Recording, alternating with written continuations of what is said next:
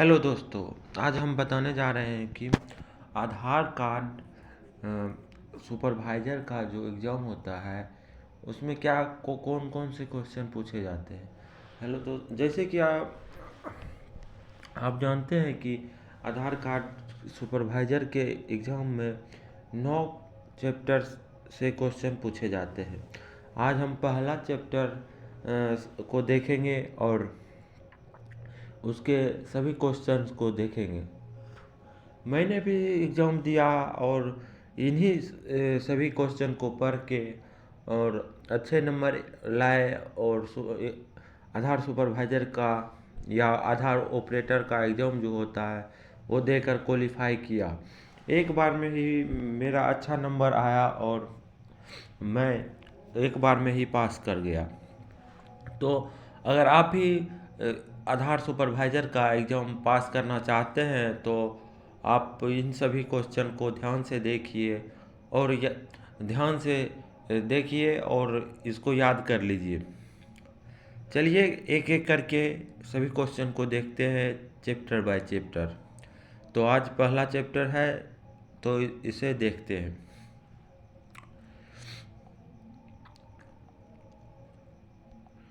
जैसे कि आप पहला क्वेश्चन देख पा रहे होंगे, आधार अधिनियम 2016 को पारित करके निम्नलिखित में से किसने यूआईडीआई की स्थापना की थी। तो आप देख रहे होंगे इनका आंसर दिया हुआ है। इनका आंसर भारत सरकार।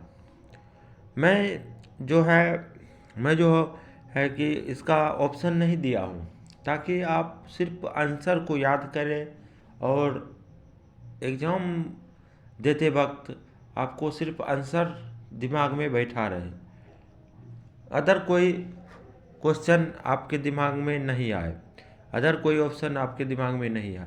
जैसे ही आप क्वेश्चन देखें तो आंसर तुरंत दिमाग में आ जाए और टिक लगा दे और सही आंसर मार के आए, ताकि ज़्यादा से ज़्यादा नंबर आए और आप एक बार में ही क्वालिफाई कर जाएं। तो चलिए आप दूसरा क्वेश्चन देखते हैं। यूआईडीएआई इलेक्ट्रॉनिक और सुप्रो मंत्रालय के तहत वैधिक प्राधिकरण के रूप में कब स्थापित किया गया था। जैसे कि आप देख रहे हैं इसका आंसर है 12 जुलाई 2016। नंबर तीसरा क्वेश्चन है, यूआईडी जारी करने के लिए कौन सा संगठन जिम्मेदार है। तो इसका आंसर हो जाएगा यूआईडीएआई। नंबर तीसरा, आधार नामांकन या अद्यतन से आपका क्या मतलब है। जैसे आप जानते हैं आधार नामांकन होता है, जैसे कि नया आधार बनाना। तो नया आधार बनाने का क्या मतलब होता है वही पूछ रहा है यह क्वेश्चन। तो आप इसका आंसर देख सकते हैं। आधार अधिनियम के तहत ऐसे व्यक्तियों का आधार संख्या जारी करने के उद्देश्य से नामांकन एजेंसियों द्वारा व्यक्तियों की जनसांख्यिकीय और बायोमेट्रिक जानकारी एकत्र करने की प्रक्रिया, यानी जो होता है आधार एजेंसी जो है व्यक्ति को आधार संख्या जारी करने के लिए जो उनकी जानकारी होती है और जो बायोमेट्रिक की फिंगर जो होती है उसको एकत्र करती है, उसी को नामांकन या अद्यतन प्रक्रिया कहते हैं। तो चलिए अब पांचवा क्वेश्चन देखते हैं। आधार सृजन के लिए जनसांख्यिकीय और बायोमेट्रिक दोनों हेतु निवासी के डेटा को कैप्चर करने की प्रक्रिया क्या कहते हैं। जैसे कि जस्ट ऊपर आपने क्वेश्चन जो देखा उसी टाइप का ये भी क्वेश्चन है, तो उसको क्या कहते हैं, उसको नामांकन कहते हैं। अब अगला क्वेश्चन देखते हैं, नंबर 6 का क्वेश्चन। डैश नामांकन एजेंसी के द्वारा व्यक्तियों को नामांकित करने के उद्देश्य प्राधिकरण द्वारा कृत या मान्यता प्राप्त कोई संस्था है। रजिस्ट्रार, इसका आंसर हो जाएगा रजिस्ट्रार। आप सिर्फ आंसर देखेंगे और तो अच्छा रहेगा, ताकि दिमाग में सिर्फ आंसर ही बैठे, ऑप्शन का चर्चा ही नहीं हो।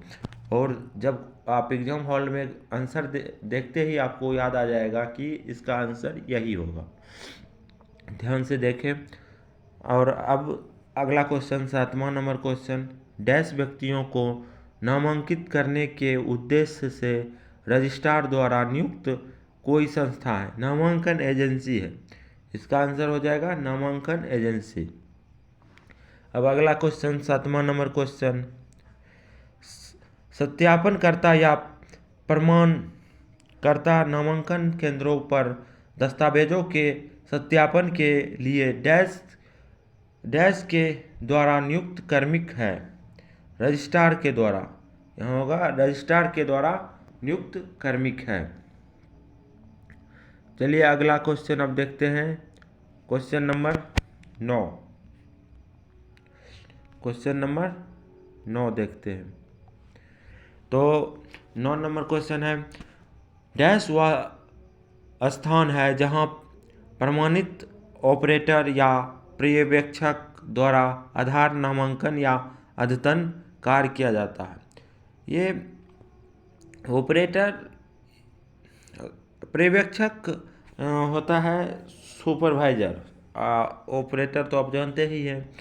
तो यह नामांकन केंद्र हो जाएगा। नंबर 10वां क्वेश्चन है, डैश नामांकन केंद्रों पर नामांकन या अद्यतन की प्रक्रिया निष्पादित करने के लिए नामांकन एजेंसियों द्वारा नियोजित एक प्रमाणित कर्मचारी है। तो नामांकन पर्यवेक्षक, नामांकन पर्यवेक्षक।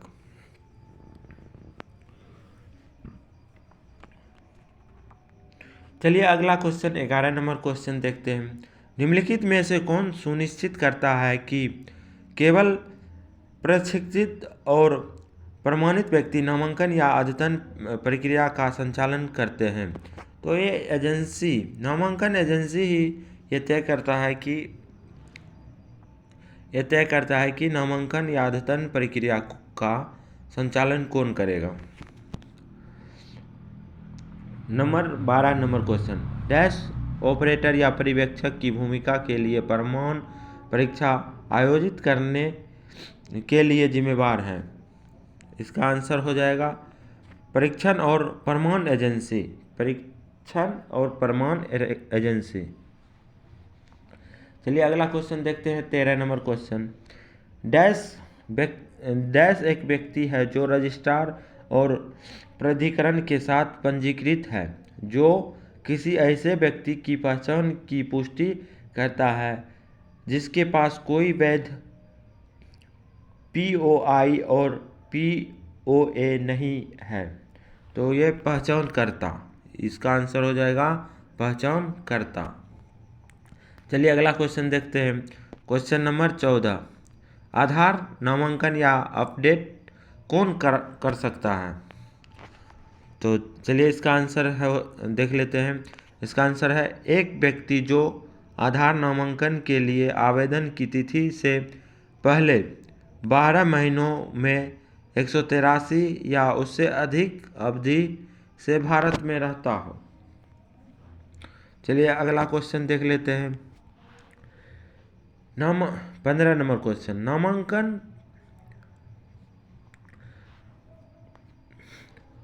नामांकन पहचान संख्या नामांकन के समय निवासियों को आवंटित एक संख्या है। जैसे कोई व्यक्ति अगर नामांकन यानी कि आधार कार्ड बनाने जाता है तो उसे कितना अंकों की संख्या प्राप्त होता है, रिसीविंग जो होता है उसमें कितना अंकों की संख्या उसे मिलता है। तो ये हो जाएगा 28 अंकों की संख्या उसे प्राप्त होती है।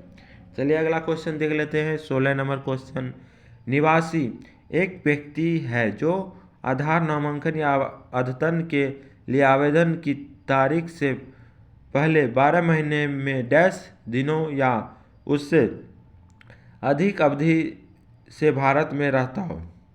जैसे आपने ऊपर देखा ही होगा 182 इसमें ऑप्शन आएगा और देखिएगा 182 उसमें टिक लगा दीजिएगा। चलिए अब 17 नंबर क्वेश्चन को देखेंगे।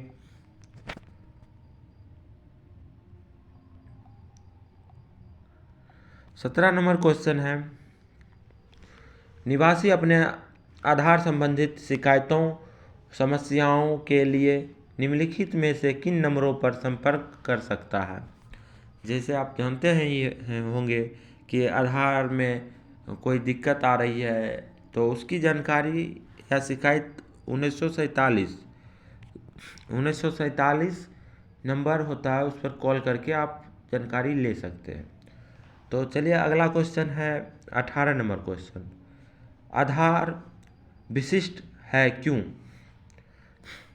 आधार विशिष्ट है क्यों, तो चलिए इसका आंसर देखते हैं। दो निवासियों के पास एक जैसी आधार संख्या नहीं होगी। दो निवासियों के पास एक जैसी आधार संख्या नहीं होती है, इसलिए आधार विशिष्ट है। चलिए 19 नंबर क्वेश्चन देखते हैं, निम्नलिखित में से कौन सा नामांकन सेटअप का घटक नहीं है। यानी कि नामांकन जहाँ पे आधार बनता है वहाँ पे जो सामान होता है नामांकन करने के लिए उसमें क्या क्या सामान होता है वो सारा ऑप्शन आपको दिया रहेगा और क्या नहीं होता है वही चुनना। तो इसमें हो जाएगा बम डिटेक्टर, जो बम जांच करता है कहाँ बम होता है, वो नामांकन एजेंसी पर नहीं रहेगा। क्यों रहेगा, इसका क्या काम। तो चलिए आज 20 नंबर का फिर क्वेश्चन देखते हैं, इसमें से कौन सा आधार के बारे में सही है। आधार के बारे में 2-3 ऑप्शन रहेगा, उसमें से आपको देखना है कि कौन सा आधार के बारे में सही है। चलिए इसका आंसर देखते हैं। आधार सफल प्रमाणीकरण के द्वारा निवासियों की पहचान को सक्षम बनाता है। तो ये आप देख सकते हैं, आधार सफल प्रमाणीकरण के द्वारा निवासियों की पहचान को सफल बनाता है, सक्षम बनाता है। तो इसका आंसर यही हो जाएगा। अगला क्वेश्चन 21 नंबर देखते हैं, निवासी की विशिष्ट पहचान के लिए आधार निम्नलिखित में से किसका उपयोग करता है। यानी कि आधार निवासी को जांच करने के लिए क्या क्या चीज़ का उपयोग करता है, तो सही आधार है या नहीं है उसके लिए जांच जो किया जाता है। तो आप आंसर देख सकते हैं, उंगलियों के निशान और आँख की पुतली। अगर ये दोनों अलग अलग रहेगा तो अगर उंगलियों का निशान ए में रहेगा और आँख की पुतली 2 में रहेगा, बी में रहेगा, तो ए बी दोनों होगा। अगर एक ही में ऑप्शन आ जाएगा तो आप एक ही में मार दीजिएगा। तो देखते हैं आज 22 नंबर क्वेश्चन, दिए गए में से कौन सा आधार के बारे में सही है। तो चलिए देखते हैं इसका आंसर। आधार संख्या सृजन हेतु जनसांख्यिकीय और बायोमेट्रिक जानकारी एकत्रित और रिकॉर्ड करेगा। इसका आंसर यही हो जाएगा। चलिए अगला क्वेश्चन देखते हैं, वहाँ तक हो गया। क्वेश्चन नंबर 23 देखते हैं, डैश संख्या निवासियों को आधार सूचित करने का एक दस्तावेज है। आधार पत्र, इसका आंसर हो जाएगा आधार पत्र। आधार का उपयोग नागरिकता साबित करने के लिए किया जाएगा नहीं। आधार कार्ड से नागरिकता आप साबित नहीं कर सकते, क्योंकि आपने ऊपर क्वेश्चन देखा ही होगा कि अगर कोई विदेश का आदमी भी अगर 182 दिन से भारत में रहता है तो वो आधार कार्ड बना सकता है, लेकिन उससे नागरिकता तो आप साबित नहीं कर पाएंगे। चलिए अगला क्वेश्चन देखते हैं 25 नंबर, UIDAI का दृष्टिकोण भारत के निवासियों को एक वरिष्ठ पहचान और किसी भी समय कहीं भी प्रमाणीकृत करने के लिए एक डिजिटल मंच के साथ सशक्त बनाना है। तो यह सही बात है। चलिए अगला 26 नंबर क्वेश्चन देखते हैं। आधार 15 अंकों की एक संख्या है। ये तो गलत बात है, क्योंकि आधार 12 अंकों की संख्या होती है। चलिए अब 27 नंबर क्वेश्चन देखते हैं। क्वेश्चन नंबर 27, UIDAI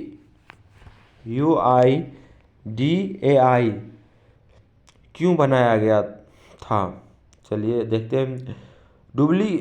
इसमें ऑप्शन होगा 4 और इसमें ऑप्शन ए और बी दोनों इसका सही आंसर है, इसलिए आप देख सकते हैं ए में भी आंसर में ए भी है ऑप्शन है और आंसर में बी भी ऑप्शन है। तो चलिए देखते हैं।